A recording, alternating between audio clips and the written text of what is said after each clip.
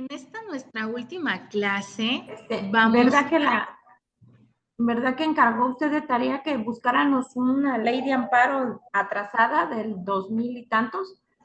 ¿sí? Ajá, porque yo anduve buscando una, pero la verdad, esta semana con eso de las clausuras he andado con mis hijos bien atareada y no pude Sí, sí. investigar al 100. Pero ya me pienso poner al corriente esta semana. No ha subido actividades, ¿verdad? Más que la de la primera clase. Sí, la ley de amparo la vamos a analizar en los primeros, vamos a hacer un cuadro comparativo de la ley de amparo y vamos a tratar de que sea por lo menos de los primeros artículos que hay, porque toda la ley se ha reformado. Desde este 2025 le han movido muchísimas cosas a la ley de amparo. Entonces, queríamos hacer un comparativo entre una ley, por ejemplo, de hace 20 años, por ejemplo, del 2000 o del 2010, le decía yo a su compañera, y podíamos hacer un comparativo entre cuáles han sido o qué se distingue más. Vamos a empezar con poquitos artículos que sean por lo menos los primeros 20 tal vez o 15, porque a todos les han movido, entonces para que también no sea, sería más que nada eso. Todavía estoy pensando, ese va a ser el proyecto final. Este que les estoy platicando es el proyecto final y es un comparativo, pero estaba yo pensando en los números. Yo diría que por lo menos hasta el capítulo 2, tal vez, de capacidad y personería, sería el que podríamos trabajar, o sea, que vendrían siendo como unos 5 artículos. Bueno, no termina hasta el artículo más o menos 16. Los primeros 16 artículos de la ley de amparo, mire, permítame, serían nada más los primeros 16 artículos de la ley de amparo. Terminarían hasta el capítulo 3. O sea que encontraría usted su ley de amparo viejita, o sea, la que encontró usted del 2000, de hace 20 años, de hace 30 años, la que usted quiera. Después de que ya encontró su ley de amparo viejita, va también a descargar la nueva, sí, la que ahorita tenemos actualmente, la que tiene las 1001 reformas del 2025, ¿sale?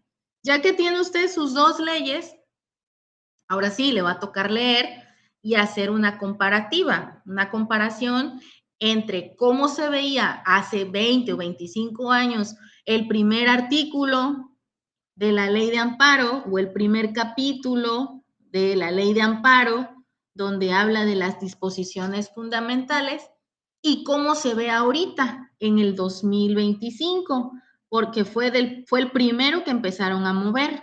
Entonces, ahí vamos a ir haciendo como que el cuadro comparativo en cuanto a palabras, más que nada en la forma en la que si son más cortos, si son más largos, y vamos a tratar de que sean nada más los primeros 15 artículos.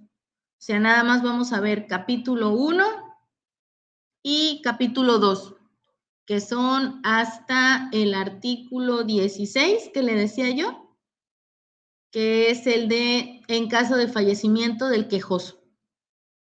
Ese es el artículo 16, hasta ahí sería, hasta el artículo 16, para que usted vea o usted se dé cuenta cómo ha sido modificada esta ley. Entonces son 16 artículos. Necesito más que nada pensamiento crítico, analítico, jurídico, porque, bueno, porque ustedes saben que somos lenguaje en el derecho, necesitamos aplicar estas ideas sobre el amparo, hay que determinar cierto sentido jurisdiccional, competente. Entonces, esto las va a ayudar mucho a poder revalorar la ley de amparo y darse cuenta de cómo sí estas modificaciones El hecho de haber cambiado una sola palabra cambia toda la ley o cambia todo el sentido de la ley. Entonces, vamos a intentar que sean estos 16 artículos. No vamos a hacer toda la ley de amparo porque tampoco podríamos hacerlo en tan poco tiempo, pero sí 16 artículos sí está más sencillo.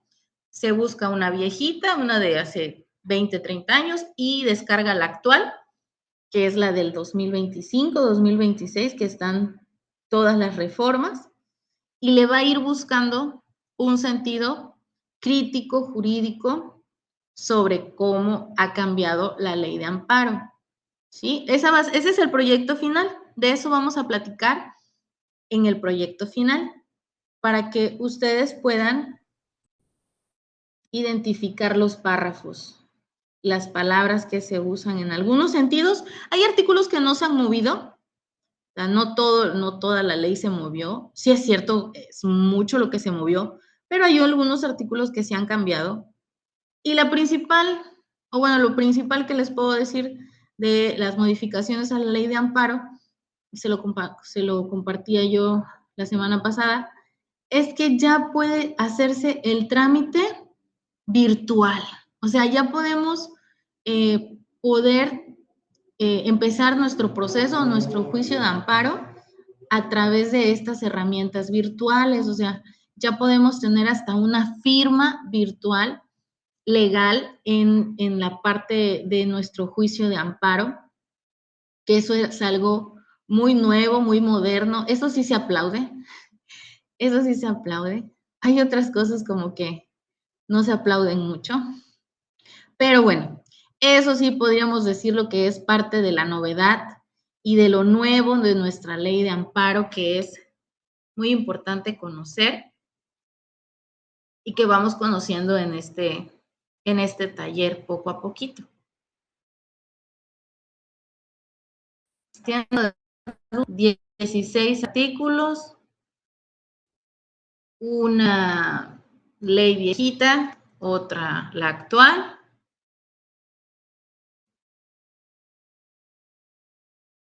Sí, estamos.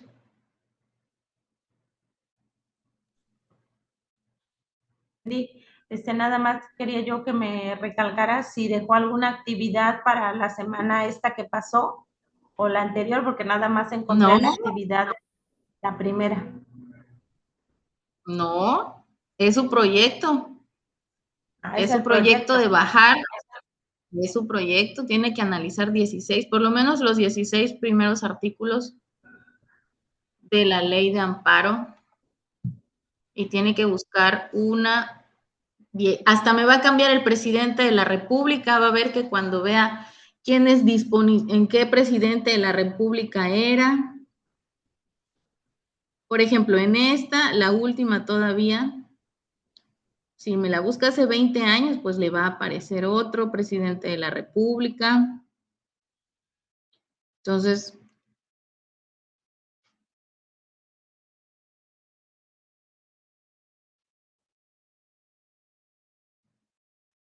así. Entonces, como quien dice, hay que empezar a trabajar en ese proyecto. Sí, yo le sugiero. Ok, perfecto. Le voy a dar tiempo, tampoco yo sé que todas trabajan, yo sé que trabajan, que tal vez son amas de casa, que a lo mejor son mamás, que son solteras pero trabajan, o que tienen pareja, o sea, yo lo puedo entender perfectamente. Somos mujeres modernas, autosuficientes, independientes, dinámicas, proactivas. Entonces, yo lo puedo entender, pero sí necesito que nos pongamos a hacer esta comparativa. Van a ser poquitos, pero van a ser importantes para ver cómo han ido cambiando. Y como les decía yo, que ahora sí, esta ley de amparo va a poder ser virtual, o sea que sí vamos a poder tramitarla de forma virtual y vamos a tener hasta una firma electrónica. Entonces eso va a estar muy bien.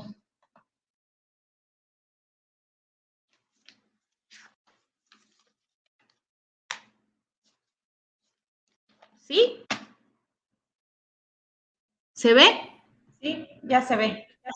Ok, vamos a trabajar.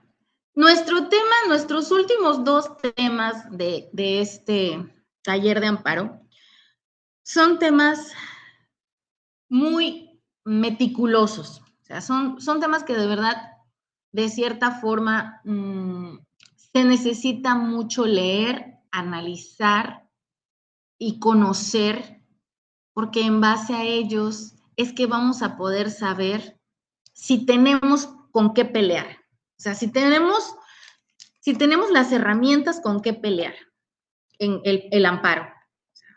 ¿Qué es lo que nos va a hacer llegar al amparo y poder decirle, sí, sí nos van a dar el amparo, no, no va a pasar, ¿no? Entonces, porque vamos a hablar de la improcedencia, ¿sí? De la improcedencia en el amparo.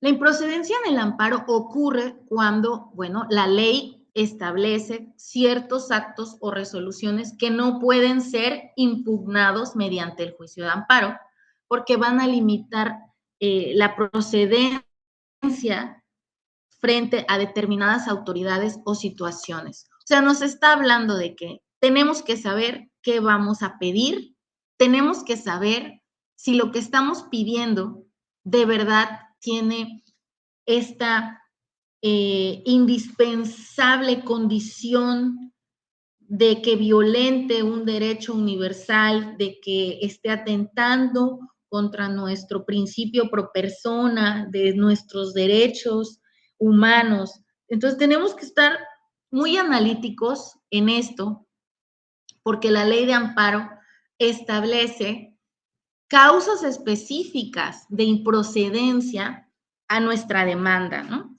A nuestro juicio que estamos empezando. Entonces, en base a eso, la improcedencia general en el juicio de amparo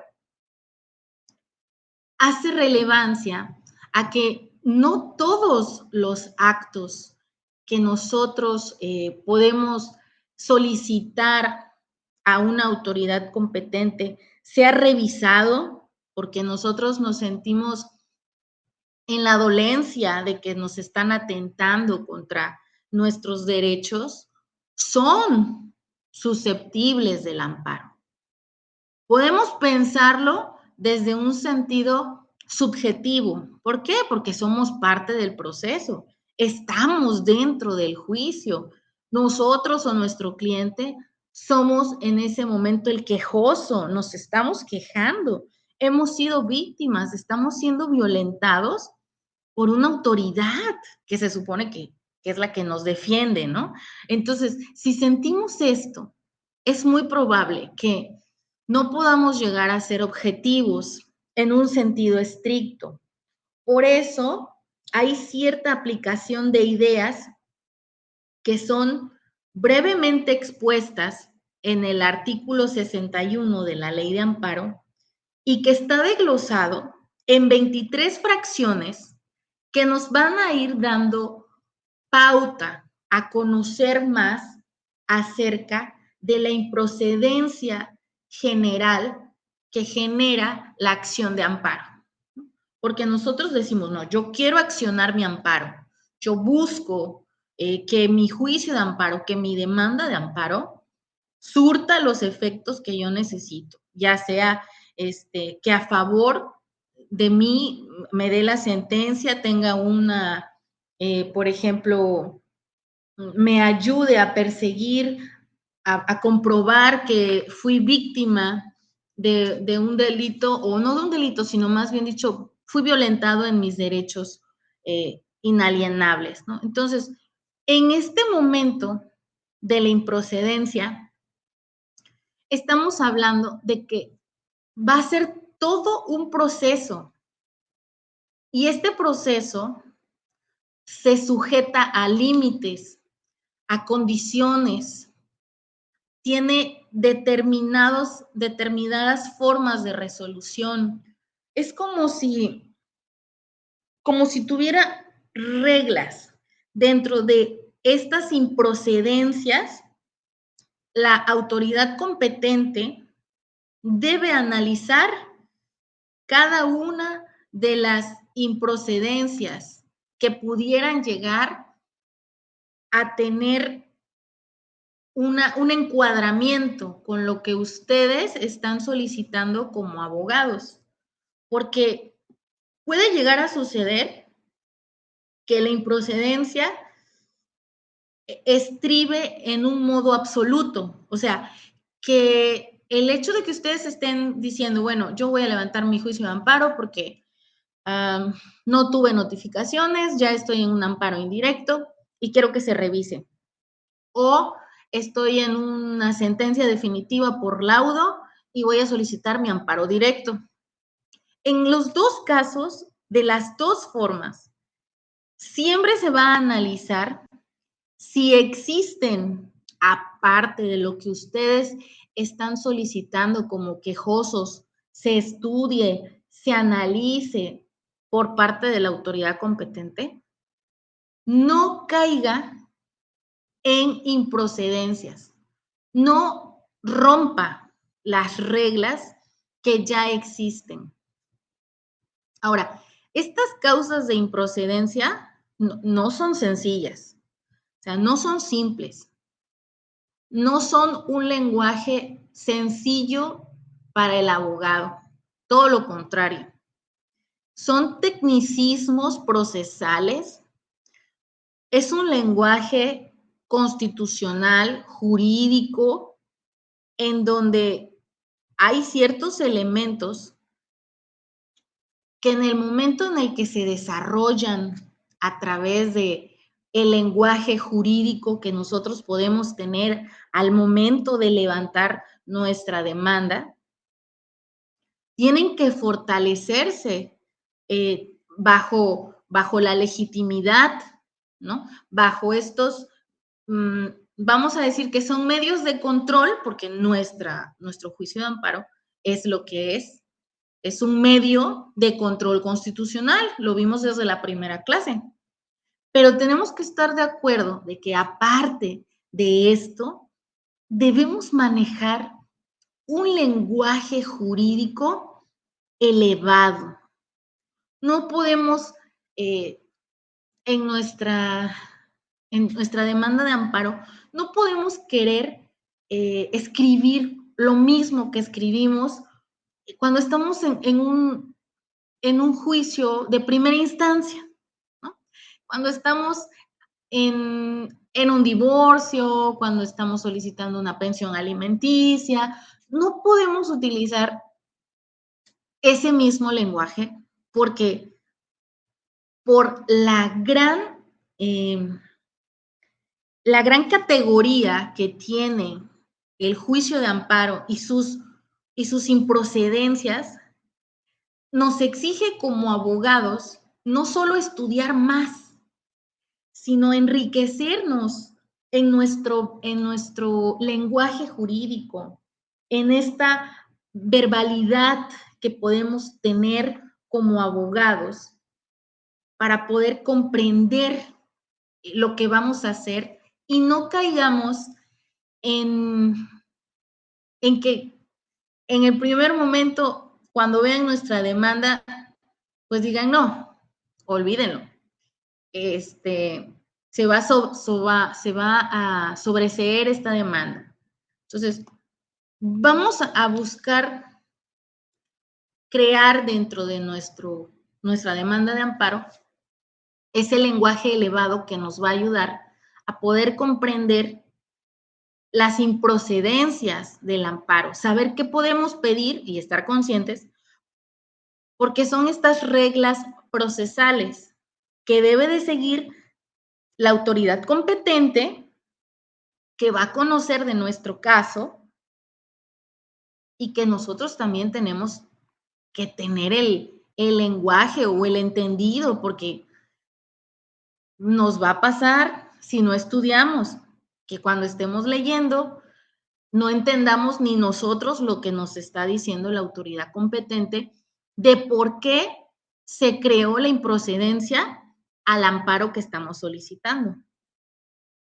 Ahora, no lo podemos ver como algo malo, o sea, porque el amparo en sí, el juicio de amparo en sí, ustedes saben que es la carta más elevada que tenemos para el control constitucional.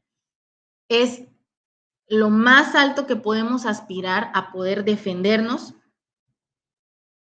Y por lo mismo, porque es como nuestro comodín mejor jugado,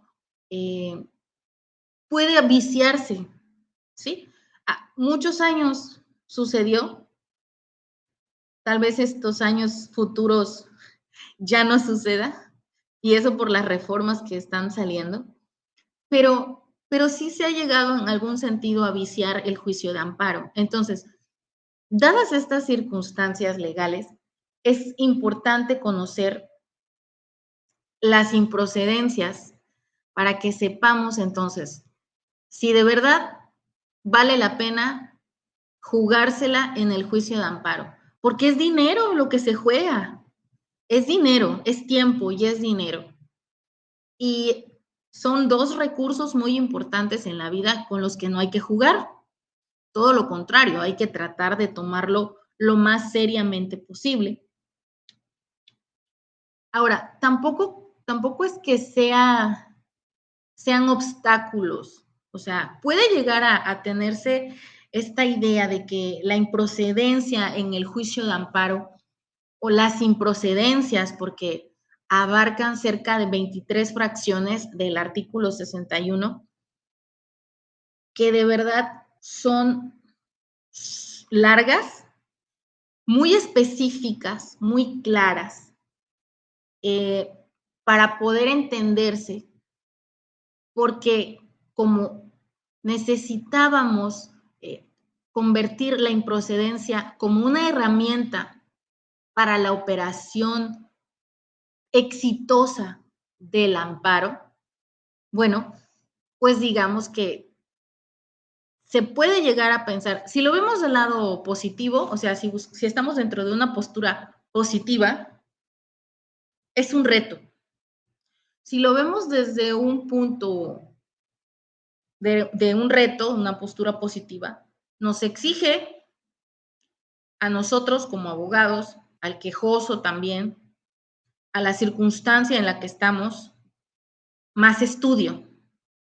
Nos obliga, de verdad, nos obliga a estudiarlo más, a conocer más el lenguaje jurídico, a adoptar a la ley de amparo y a la jurisprudencia también de la Suprema Corte como, como una forma en la que podamos ser defendibles, o sea, defender. Entonces, eso sí lo vemos con el lado positivo, pero si llegamos a verlo del lado negativo, que también sucede, pues lo convertimos en obstáculos, ¿no? Y aquí es donde sale el espíritu del abogado, o bueno, no el espíritu, digamos, el temple, el carácter, la pasión por el derecho, porque en el lado negativo, la improcedencia en el amparo solo son obstáculos, que no quiero que lo vean así. O sea, yo en particular quisiera que ustedes el día de mañana llegaran a necesitar un juicio de amparo en alguno de sus casos, no vean a las improcedencias como obstáculos, no lo vean por el lado negativo, no digan, no, maestra, mire, yo quise abrir un juicio de amparo, me quise ir por este camino, pensé tener las herramientas, pero después me doy cuenta de que voy a caer en tal improcedencia. Por eso mismo se necesita más estudio, por eso mismo se necesita, ya no vamos a ver el lado positivo, sino más bien el reto personal, porque si lo vemos por el lado negativo, solo son obstáculos. La improcedencia del amparo se vería solo como obstáculos que tiene la autoridad competente para no promover el amparo, o sea, para que no podamos seguir adelante en el juicio. ¿Por qué? Porque consiste en la imposibilidad. Y la palabra es muy dura, porque habla de lo imposible. O sea, cuando estamos hablando de imposibilidades, estamos hablando de que tal vez no sea posible. Y es por lo mismo que se necesita que el juzgador o la autoridad que tiene para conocer y resolver lo relativo a la constitucionalidad de la ley o del acto que está reclamando, bueno, tiene que encontrar satisfechos los requisitos que exige la ley precisamente para la existencia de esta acción de amparo. ¿Por qué? Porque si no cuenta con esto, si no tenemos esto, va a venir en consecuencia inoportunamente y muy inoportunamente, porque todos queremos que nuestro amparo sea a favor, sea sentencia favorable, pero pues se da el caso de que faltaron fundamentos o faltó el derecho. O sea, nosotros, y es que el juicio de amparo es tan delicado en este sentido de las improcedencias, que puede llegarse al caso en que nosotros podemos decir, es que está atentando contra mi derecho a la libertad de expresión. Y tú puedes llevar un juicio por tu libertad de expresión y resulta que no, que a lo mejor era otro derecho más o 3 derechos más. Y aunque hay principios en el juicio de amparo que te ayudan, que son también como esos principios que te van dando la oportunidad de que si tú no estuviste preparado, te va a ayudar, no es general. O sea, no te puedes confiar. Es como el símbolo que nosotros tenemos como abogados, la balanza. No solo porque busque la justicia, sino porque busque el equilibrio. En el juicio de amparo vamos a tener estos principios fundamentales del amparo, que fue nuestra clase anterior, que nos van a ayudar, que nos van a servir, que vamos a decir, híjole, gracias al principio de relatividad lo puedo lograr. Me va a salir. Pero también es la lucha del otro lado de la balanza contra una improcedencia que pueda suscitarse en el amparo.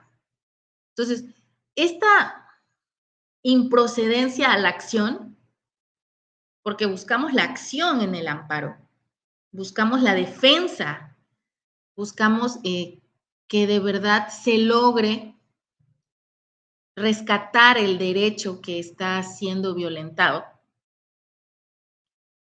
Pero si no se logra, es muy probable que hayamos caído en la improcedencia precisamente de la acción, que se traduce a la imposibilidad de poder concebir que se logre el objeto de nuestras peticiones. Y para esto vamos a abrir nuestra ley de amparo, a ver si me ayudan ahí rapidito, a las que ya lo tienen descargada, si no, poquito. No vamos a afondar mucho porque les digo que son 23 fracciones, son muchas, pero vamos a conocerlas a grosso modo de nuestro artículo 61 de la improcedencia. Es el capítulo 7 de la ley de amparo. Entonces, vamos a tratar de ver las primeras 5, por lo menos para que las conozcamos, y si yo veo alguna otra, ya les diría yo cuál podríamos leer. Que son, como le digo, estas reglas procesales que existen. O sea, si sabemos que vamos a solicitar un amparo, tenemos que estar conscientes que si llegamos a caer en una improcedencia, no vamos a tener el respaldo de la autoridad. No vamos a poder lograr que se nos defienda o se nos resarce el derecho por el que estamos luchando. Entonces, ¿ya están en su ley de amparo? Estamos en la improcedencia de la ley de amparo, es el capítulo 7 y es el artículo 61.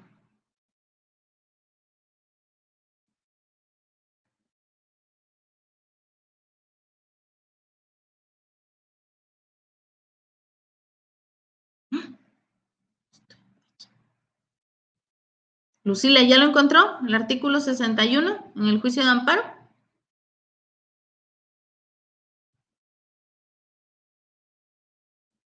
No,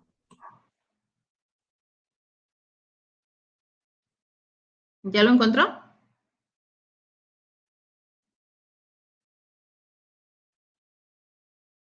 todavía no. Ok, a ver su compañerita. Zaira, ¿usted ya encontró su ley de amparo? Sí, ¿qué artículo es?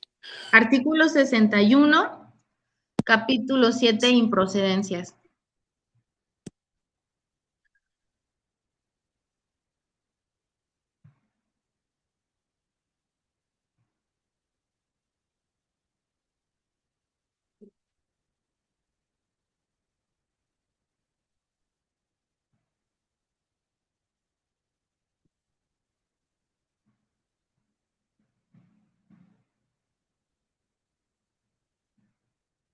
Sí, ya lo tengo.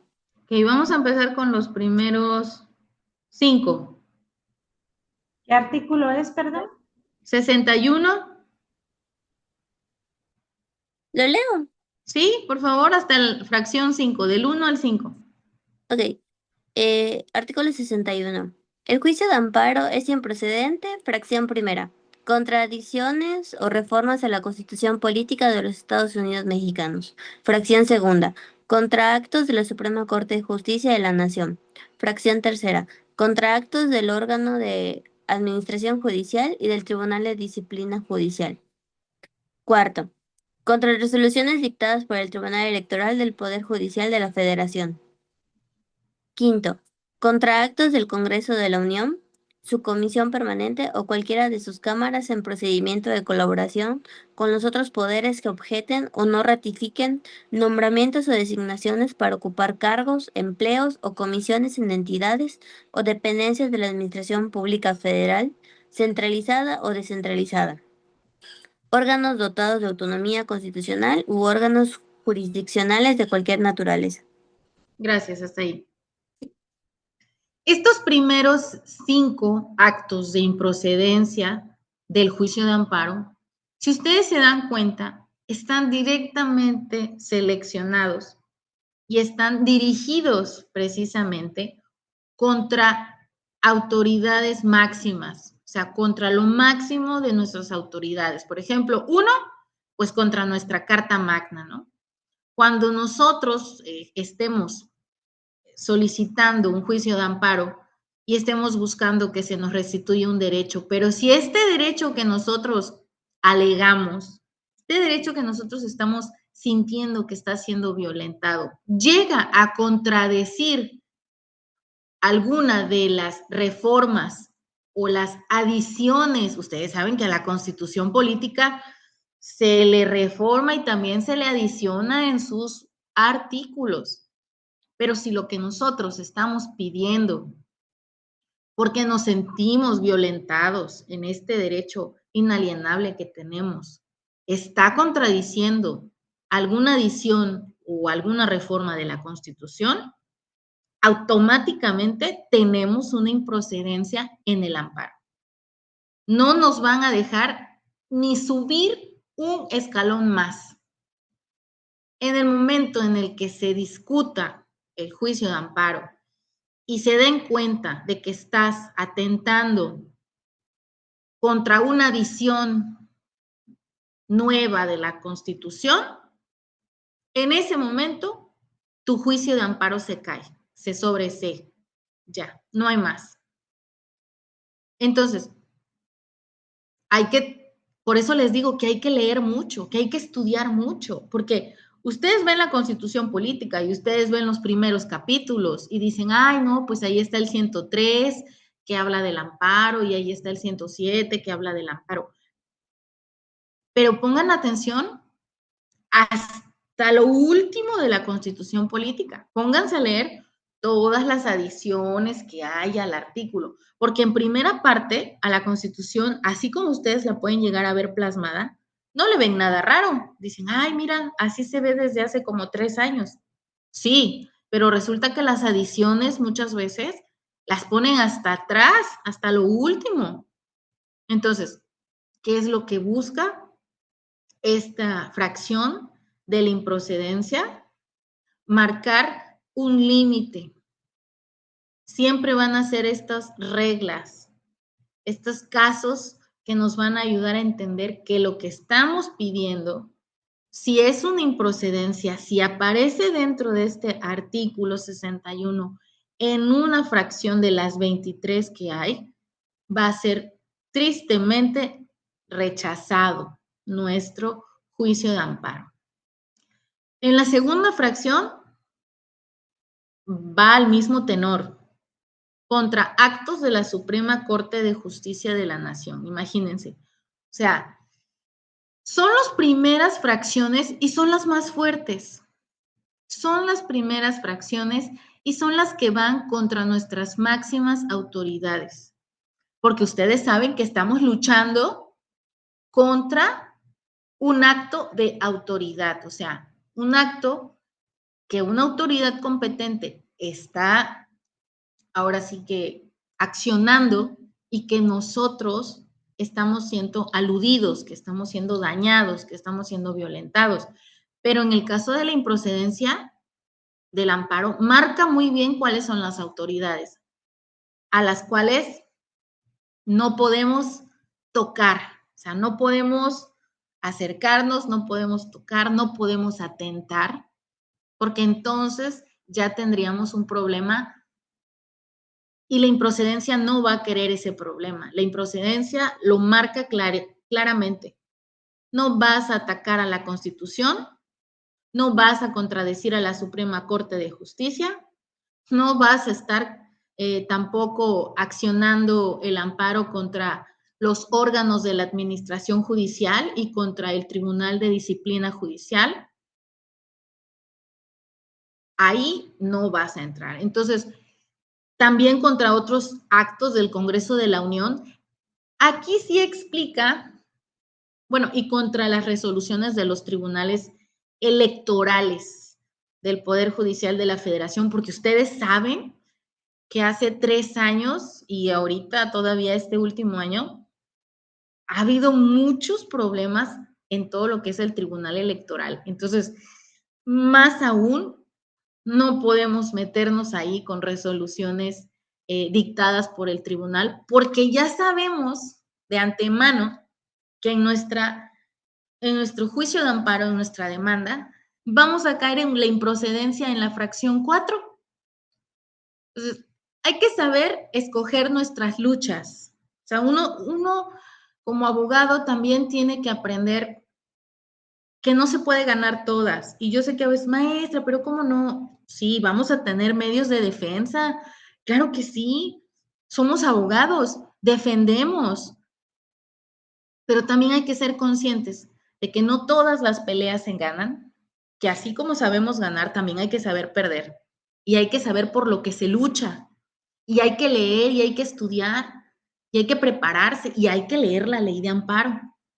¿Por qué? Porque un amparo, de por sí, un amparo es muy caro. Siempre ha sido considerado, por lo mismo, el oro del derecho. Pero hay que saber luchar un amparo. Tampoco se trata de andar haciéndose uno rico, engañando a la gente. Yo saco tu amparo. ¿Cuántos abogados? Bueno, no vamos a hablar mal de los abogados, pero vamos a tener en cuenta de que para poder sacar un amparo se necesita conocer del amparo, se necesita estudiar la ley de amparo y conocer las 23 fracciones de la improcedencia de la ley de amparo, porque entonces estaríamos mintiéndonos a nosotros como abogados y al quejoso, haciéndole creer que no, sí, espérate, vas a ver que sí va a entrar. cuando ya de antemano puedes llegar a darte una idea que eso no va a suceder.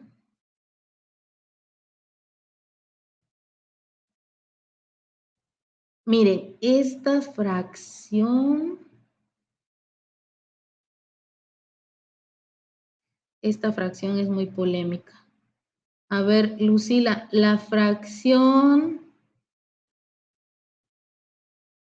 es la 17. La 16, la fracción 16 y 17, Lucila, esas dos fracciones, ¿las ve? Sí. A ver, la fracción 16 y la 17, ayúdeme a leerla. Fracción 16. Contra actos consumidos de modo irreparable. Fracción 17. Contra actos emanados de un procedimiento judicial o de un procedimiento administrativo seguido en forma de juicio, cuando por virtud del cambio de situación jurídica en el mismo deban considerarse consumidas irreparablemente las violaciones reclamadas en el procedimiento respectivo, por no poder recibirse en tal procedimiento sin afecto de la nueva situación jurídica. Cuando en amparo indirecto se reclaman violaciones a los artículos 19 política de los Estados Unidos mexicanos. Solamente la sentencia de primera instancia hará que se consideren irreparablemente consumadas las violaciones para los efectos de la improcedencia prevista en este precepto. La autoridad judicial que conozca del proceso penal suspenderá en estos casos el procedimiento en lo que corresponda a la persona quejosa. Una vez concluida la etapa intermedia y hasta que sea notificada la resolución que recaiga en el juicio del amparo pendiente. Gracias. Bueno, por ejemplo, en estas dos fracciones, en la 16 que habla contra actos consumados de modo irreparable, imagínense la controversia, porque se supone que nosotros en el juicio de amparo lo que buscamos es precisamente pues la reparación. ¿Qué es lo que buscamos? Si estamos en un juicio de primera instancia en donde nos están sentenciando o nos están dando, no nos están, por ejemplo, aceptando esto de las notificaciones, que no fuimos notificados, que es una de las cosas por las que entra un juicio de amparo indirecto por no ser notificado, aunque también debemos de tener en cuenta los principios del amparo para poder gastarnos el amparo indirecto. Buscamos la reparación, o sea, sí busca el amparo, sí busca la reparación. Y cuando nos habla de esta fracción y nos dice que es improcedente el amparo contra actos consumados de modo irreparable, ¿qué nos está diciendo? O sea, que no vamos a poder seguir tramitando el amparo, no vamos a poder ni siquiera luchar porque se repare el daño cuando el acto ya está consumado. Entonces, esta fracción sigue siendo al día de hoy todavía de mucho estudio, de mucho estudio, porque siempre vamos a tener la jurisprudencia, yo no digo que no, bendita jurisprudencia, porque la jurisprudencia es nuestro diccionario. Dentro de la jurisprudencia es que nosotros como abogados vamos a poder tener, digamos que muchas más herramientas para defendernos, pero siempre y cuando sepamos explicarla, porque tú puedes poner tu jurisprudencia dentro de tu demanda de amparo y aparte hacer todos tus alegatos y bueno, con un lenguaje de derecho que dices tú, que ni tú sabías como abogado que podías tener tan buena letra legal, pero si no sabes llevar tus herramientas a lo que necesitas, a lo que estás pidiendo en el juicio de amparo, te puede llegar la improcedencia. Entonces, sí vamos a tener que tener mucho, mucho cuidado en el caso de las improcedencias. Le digo que son 23. No vamos a ver todas, pero sí las van a leer. O sea, sí las van a leer para que las tengan en cuenta. Si la leen al rato, en la noche, si la quieren leer mañana, pero sí necesito que las estudien, que yo confío en ustedes, que sí van a leer. Son 23, no son muchas, pero sí quiero que consideren estas 23 improcedencias del juicio de amparo, porque abarca los dos amparos. Abarca desde el amparo directo hasta el amparo indirecto. Entonces sí vamos a necesitar estudiarlo a fondo, teniendo en cuenta cuál es el concepto de improcedencia en base a lo que hemos estado platicando y lo que les he estado explicando de qué es la improcedencia en el juicio de amparo. Esta acción que nos imposibilita, o sea, que si llega la improcedencia en nuestro juicio de amparo, no tenemos entonces ya más que hacer, más que retirarnos, porque ya no vamos a poder seguir en el camino del amparo, ya no vamos a poder tener esta oportunidad que tenemos de seguir en el juicio de amparo. Ahora, después de estas improcedencias que ya leímos y más o menos conocimos, aparece otra figura que es el sobreseimiento. Yo sé que esta palabra ya la tienen más conocida, yo puedo entender que ya la conozcan, que el sobreseimiento habla precisamente también que es la acción de sobreseer, es decir, de cesar. Cesa. En la instrucción de un procedimiento judicial se archiva, ya. El caso ya no llega a más. Es una resolución judicial, pero que pone fin a un proceso, puede ser civil, puede ser penal. Es el caso en el que ya no vamos a poder continuar, que ya se va a archivar, que se va a guardar, que se sobresee el juicio, que implica también la terminación del proceso, que no hay sentencia, no se dictó sentencia, pues no se puede dictar sentencia porque se sobresee el juicio. Ojo, no es dentro de la improcedencia, es otra forma en la que pueden pararnos. O sea, ustedes imagínense que ustedes son unos abogados que decidieron luchar y meter su amparo directo y decir, yo voy con todo. A ver, me llevo a mi quejoso, me llevo mi derecho violentado, me voy a armar con mi demanda de amparo, pero ¿alguna vez jugaron esto es como cuando tienes que luchar contra, no sé, tienes que luchar para poder lograr alcanzar que te den la victoria en el juicio de amparo. ¿Tienes obstáculos? Sí. Las improcedencias es uno.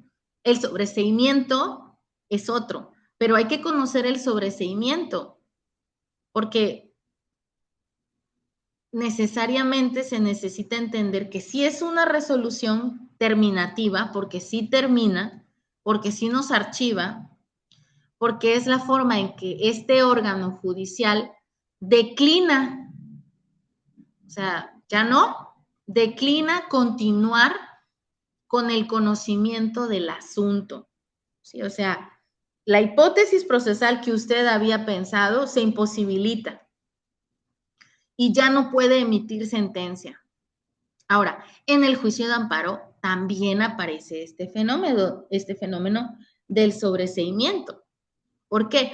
Porque es un acto procesal, viene derivado de una autoridad que tiene potestad,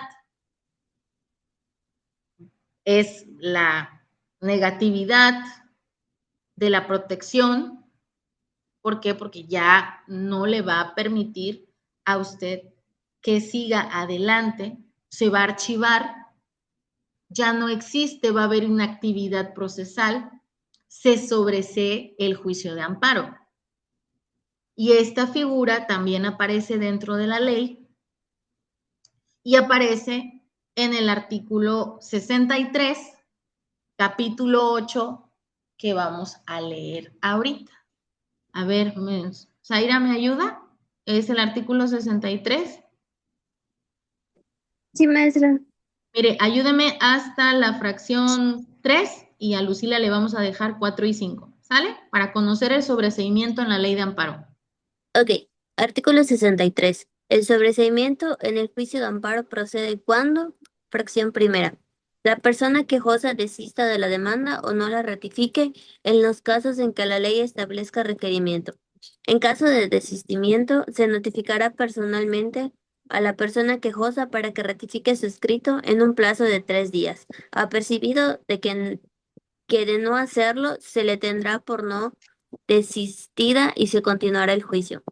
No obstante, cuando se reclamen actos que tengan o puedan tener como consecuencia privar de la propiedad o de la posesión y disfrute de sus tierras, aguas, pastos y montes, a los ejidos o núcleos de población que de hecho o por derecho guarden el estado comunal, no procede el desistimiento del juicio o de los recursos, o el consentimiento expreso de los propios actos, salvo que lo acuerde expresamente la Asamblea General, pero uno y otro sí podrán decretarse en su beneficio.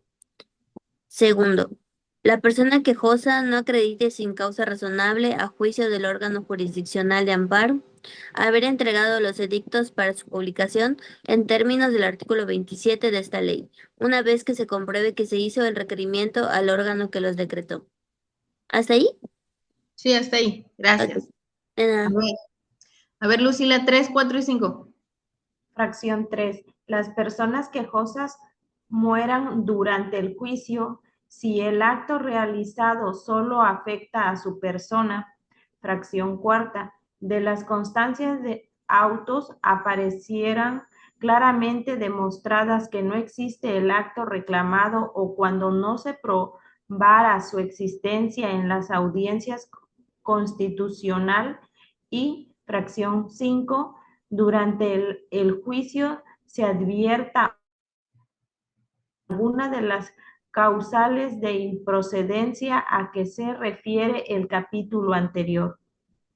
Gracias. Bueno, aquí tenemos qué es lo que va a hacer que nuestro juicio de amparo se sobresee, ¿sí? Desde la primera fracción, cuando hablamos de que pues el quejoso se desiste de la demanda, ya no voy a seguir el juicio de amparo, ya no voy a seguir con las siguientes etapas del juicio. Me desisto como quejoso o nosotros como abogados defensores desistimos a nombre de nuestro quejoso. En ese momento nos llega el sobreseimiento, figura de la ley de amparo. Esa sería de las más sencillas formas en las que podemos entender el sobreseimiento, o pues, también la de la persona quejosa muere, ¿verdad? Fallece durante el juicio y se sobresee el juicio de amparo. No es que digas, bueno, se murió, pero yo voy a seguir luchando por los derechos porque era mi amigo, era mi hermano, era mi compadre, era mi papá, o era mi mamá, o porque fuera pariente o no fuera pariente, no se puede ni se permite seguir un juicio de amparo a nombre de una persona muerta. Entonces, en el momento en el que muere el quejoso, en ese momento se sobresee el juicio. No tiene usted autoridad, no es que yo soy su abogado, yo soy quien lo defendió, yo lo vi en sus últimos días. Usted podrá hacer todo eso y más si quiere, amigo de la familia, pero en el juicio de amparo ya no se permite.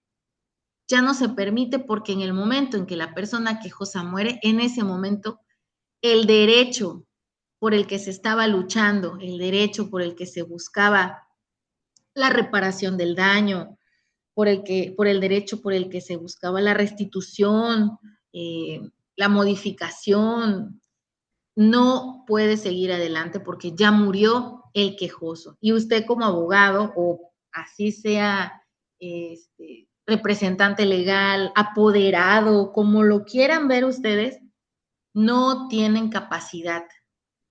No hay capacidad legal, no existe la capacidad legal para ningún abogado el poder continuar un juicio de amparo, porque entraría en este caso particular si el quejoso muere.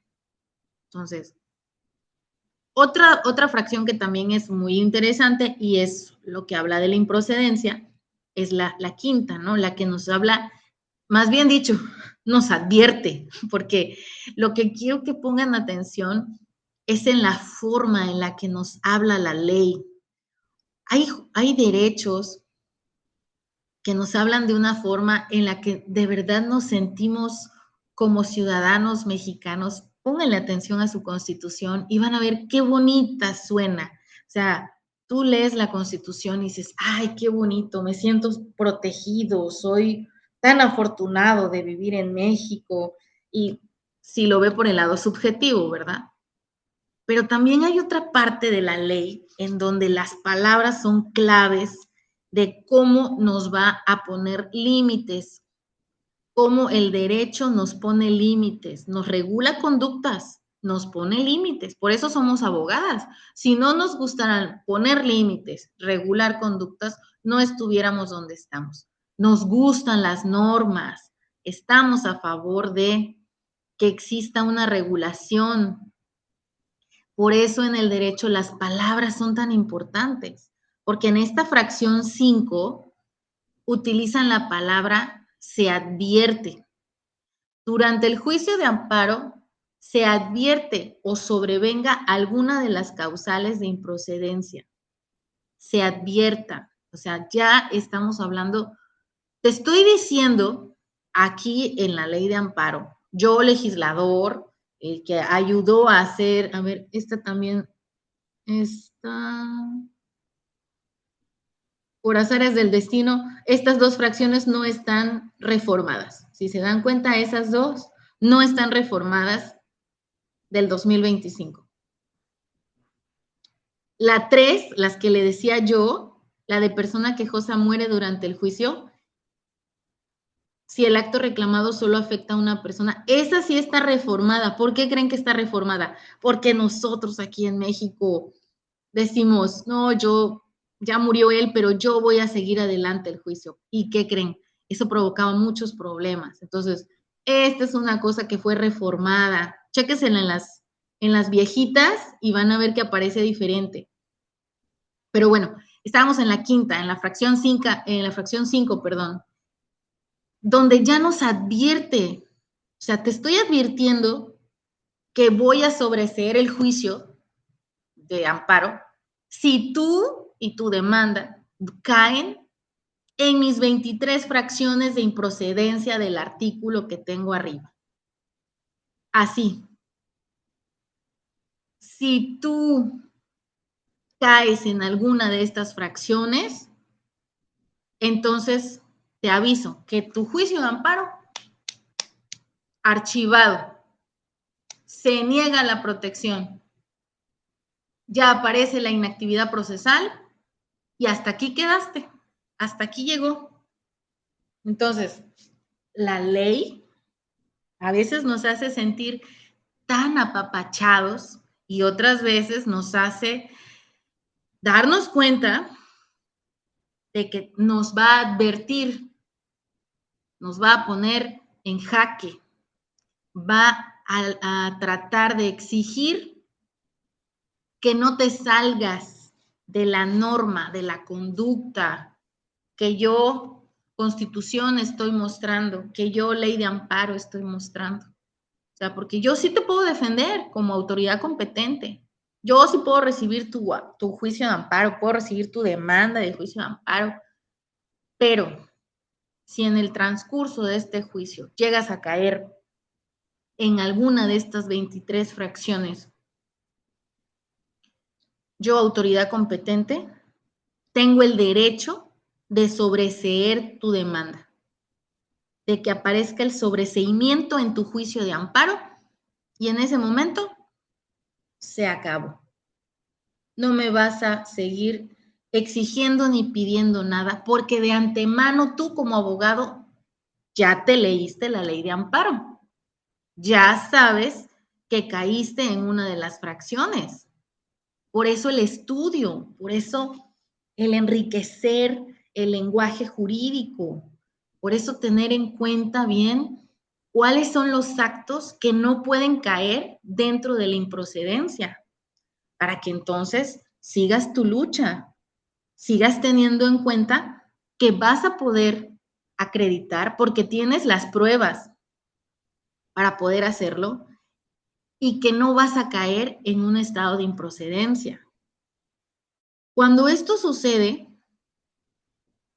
cuando podemos lograr no caer entonces en una fracción de estas que leímos o de estas 23 fracciones que estamos hablando de improcedencia, entonces sí podemos decir que estamos en la lucha, que sí lo estamos, que estamos logrando un cambio dentro de nuestra primera resolución. O sea, que sí podemos encontrar el albergue, el cobijo, la protección que estamos buscando, porque acuérdense qué es lo que buscamos. El juicio de amparo busca esto, protegernos, pero ojo, sí te va a proteger, siempre y cuando leamos la ley de amparo y nos demos cuenta de nuestras 23 fracciones de improcedencia y nuestras 5 fracciones de sobreseimiento del amparo,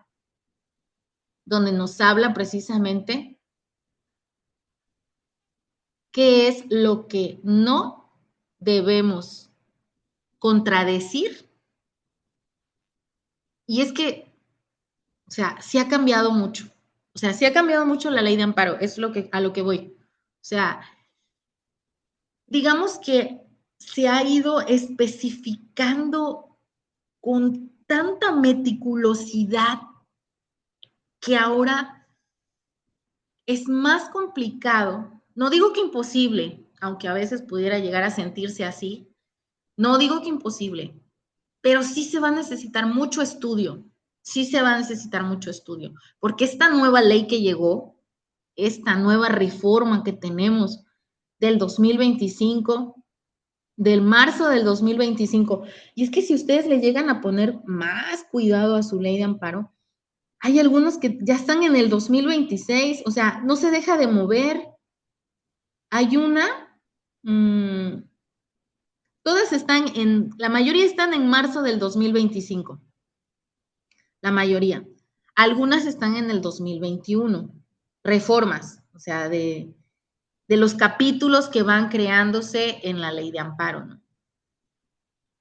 Pero lo que quiero llegar con esto, y lo platicaba en la clase anterior, la ley se modificó a razón de que se vició algunas cosas del amparo.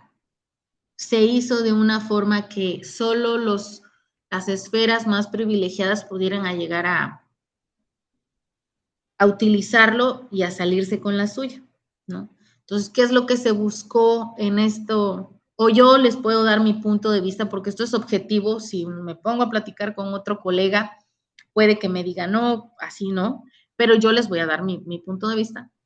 Es como si se tratara de ajustar más, apretarse, ajustarse más, porque antes estuviera como que más flojita la ley de amparo. O sea, como que al momento de tomar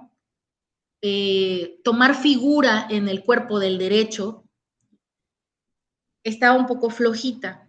Entonces ahora es como si le hubieran metido a la ropa. ¿Han visto que luego te queda grande la ropa y dices, ay, yo quisiera que meterle aquí una pincita o que me apretara un poquito más? Bueno, es un ejemplo sencillo, pero más o menos eso es lo que acaba de pasar con la ley de amparo, que tiene muy poquito, apenas y tendrá un año, y que ha revolucionado ahorita con esta ley de amparo.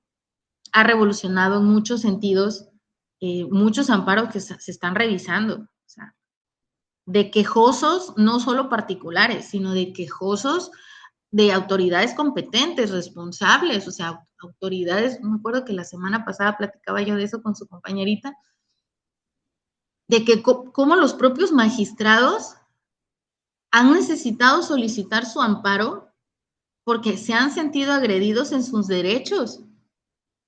Y cómo para poder no darles el amparo, se ha tenido que modificar la Constitución, se ha tenido que modificar la propia ley, y todo esto en base a una esfera jurídico-política en la que hoy estamos todos inmersos.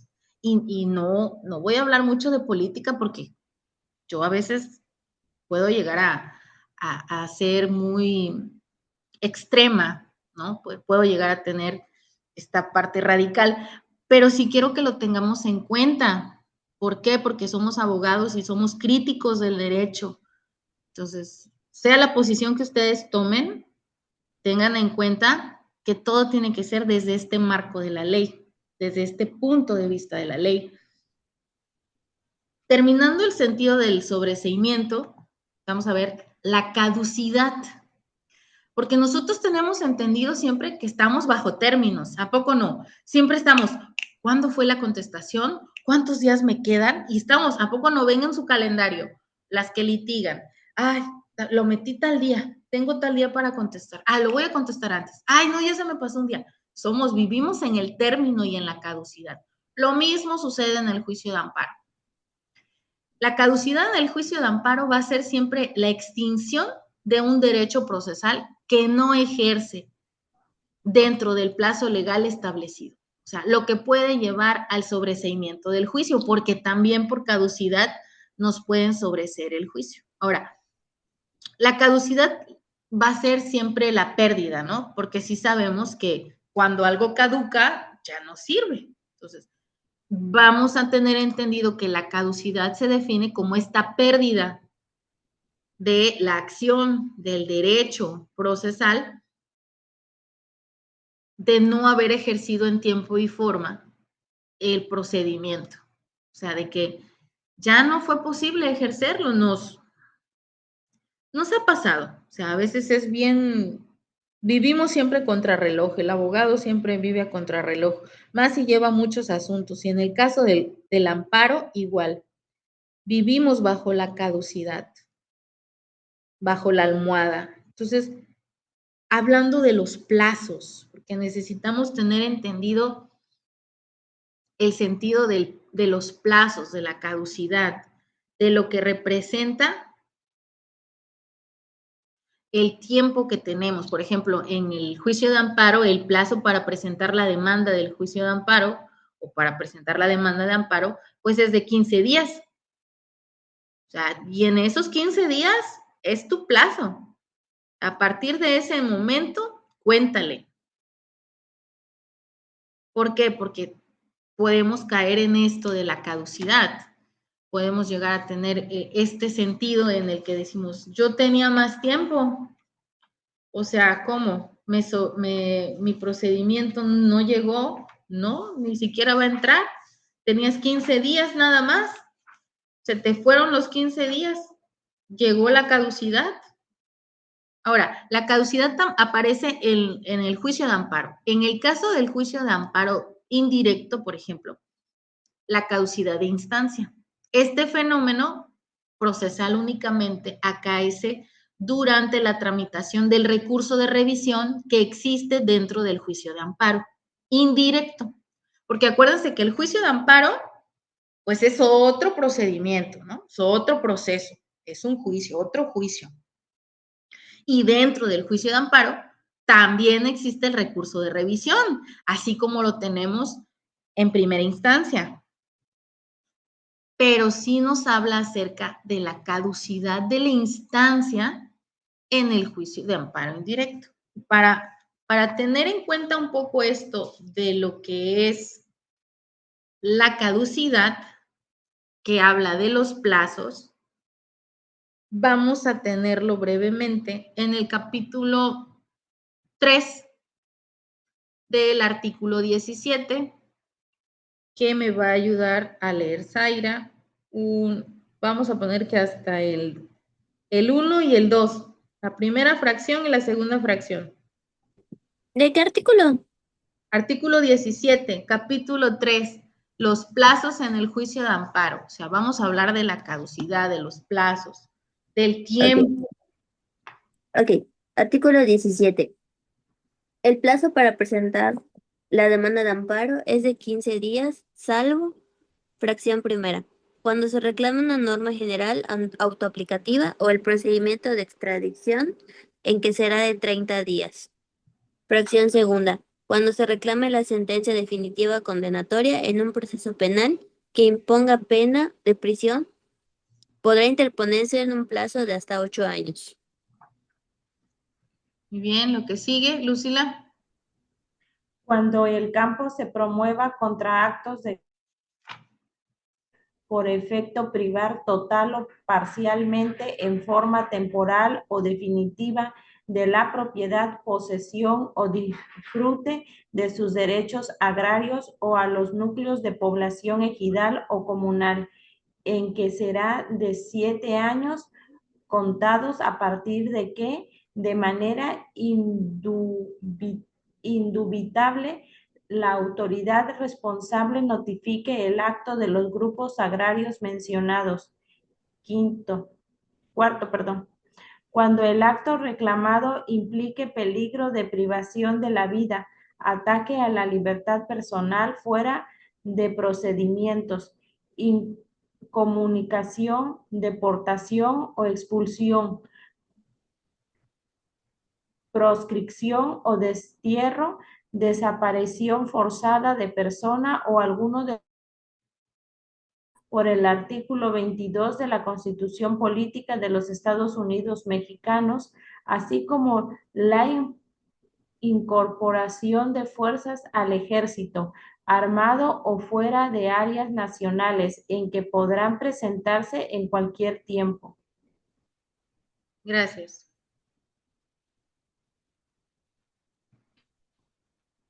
Ok.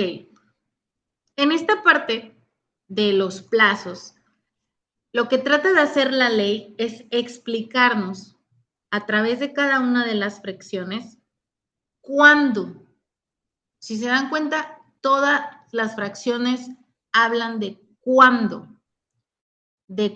lo puedo hacer. Es el cuándo nos vamos a ver, pues el lunes, el martes. Estamos hablando de plazos, de días. En la ley lo especifica también cuando utiliza la palabra cuándo. ¿Cuándo puedo reclamar? ¿Cuándo puedo reclamar? Tengo plazos. Mi plazo de 15 días y a la vez me explica cuándo voy a reclamar. Bueno, voy a reclamar cuando se reclama la sentencia definitiva condenatoria en un proceso penal que imponga una pena de prisión. Podrá interponerse en un plazo de hasta 8 años. Nos está hablando del cuándo, de la caducidad, del tiempo. Esto es el tiempo en el juicio de amparo. ¿Cuánto tiempo tenemos? ¿Cuándo? Está hablando de que necesitamos precisarlo, de que vivimos bajo caducidades. Tenemos que tener en cuenta en esta clase que aprendimos sobre la improcedencia porque son las reglas procesales del juicio. Y que si nosotros llegamos a caer en esta improcedencia, entendimos el sobreseimiento como, ya, se acabó, hasta aquí, game over, archivado tu juicio de amparo, ya no va para más. Y en este momento estamos hablando de la caducidad, de los plazos, del tiempo, de cómo es el que necesitamos conocer, porque esta es ventaja. El que ustedes conozcan los plazos, ustedes estén a tiempo, literalmente, a tiempo en los plazos, en la caducidad, los va a ayudar, porque si ustedes llegan a caer en una caducidad, va a haber extinción del derecho procesal. La caducidad es, se les fue el plazo, se salieron del tiempo, Si en el capítulo estamos viendo los plazos, que nos está hablando del tiempo, nos está hablando, si se dan cuenta, nos está hablando de días. Tengo 15 días, tengo 30 días, tengo 8 años. Nos está hablando de tiempo. Si nosotros no ponemos atención al tiempo, a los plazos, vamos a caer en la caducidad. Y ya sabemos, ya tenemos entendido por idea general que la caducidad es que ya, ¿cuál es la caducidad del yogur? A ver, no, pues ya no sirve, ya se echó a perder. Lo mismo sucede en el juicio de amparo cuando existe la caducidad. Se llega a una extinción, pero es porque no nos dimos cuenta que teníamos plazos, que toda la ley nos marca plazos. Estos primeros plazos que estamos viendo ahorita, que están en el capítulo 3, son los primeros. Son los primeros que estamos viendo. Imagínense que son los 15 días de presentar la demanda. O sea, estamos empezando. Pero ojo, si no llegas a estos 15 días, si se te ocurre pasarte, ya llegaste a la caducidad. Y es que hay que tener en cuenta esto. Si no ponemos atención a la improcedencia, al sobreseimiento y a la caducidad en el juicio de amparo, entonces, ¿qué estamos haciendo? Nada. No hacemos nada. Tenemos que estar bien conscientes, bien estudiadas acerca de nuestras improcedencias, acerca del sobreseimiento y acerca de los plazos, porque apenas estamos empezando. Ahorita estamos apenas empezando. Más adelante, espero verlas más adelante, vamos a seguir conociendo de este proceso. Es increíble este proceso y ahora con las nuevas reformas, súper más apasionado va a estar poder hablar de él. Pero bueno, hasta aquí nos vamos a quedar. Espero les haya gustado la clase. Yo sé que es mucho para leer, mucho para entender, pero yo sé que ustedes lo van a poder hacer porque son mujeres muy inteligentes y muy fuertes, muy valientes y somos abogadas. Entonces, de eso no me queda duda. Hasta aquí vamos a terminar la clase. Den un segundito nada más.